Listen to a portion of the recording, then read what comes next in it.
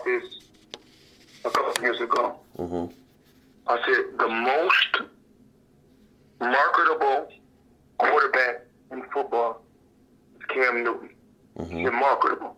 That young kid, you know, great smile, very strong, fast, agile,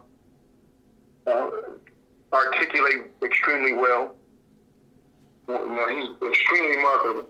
But remember this, when we look at it, Peyton Manning has a lot more commercials, but he's broken a lot more records. And I'm a Peyton Manning fan, and you know, I'm a Cam Newton fan, but I've been a Cam Newton fan ever since he won the championship in college. Mm-hmm. But now this is so crazy, and I see this all the time. So that's why I bust my ass so hard so this wouldn't happen to me. Mm-hmm. All throughout the season, everybody loved Cam Newton. Everyone is dabbing and dancing and loving Cam Newton, right? Mm-hmm. The game was on Sunday. On Saturday, everyone was loving Cam Newton.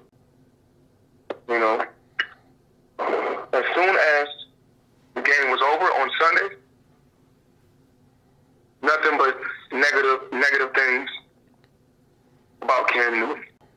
Now let's really look at the game. Yes, Cam Newton made a few mistakes in the game, but a lot of times he was putting the ball right there on different players' chest. They were dropping the ball. So who was getting criticized for the loss? Cam Newton. And that's not cool at all. And it's so crazy that so many different celebrities,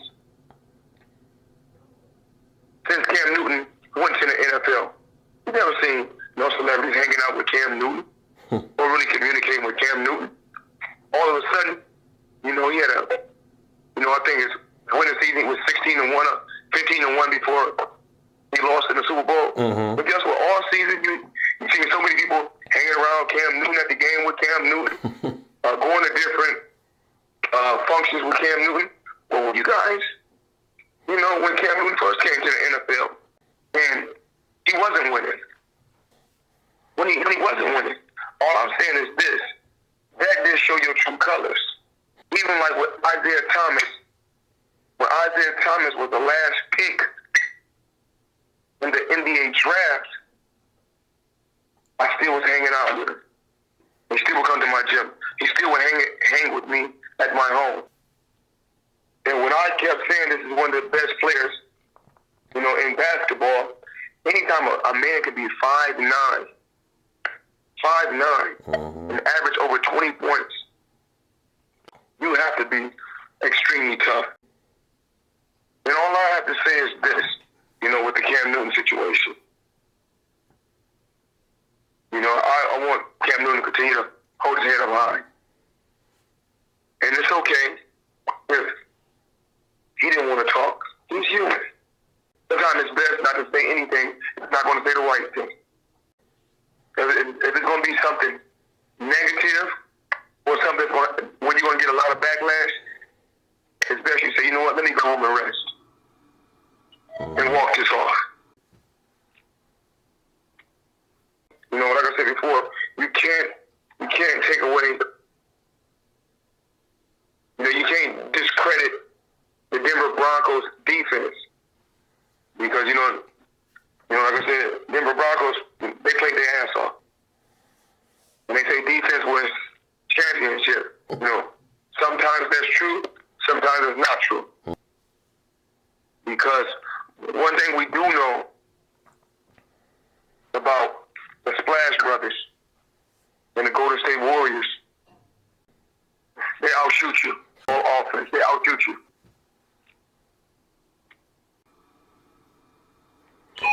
You know, But all I'm saying is this.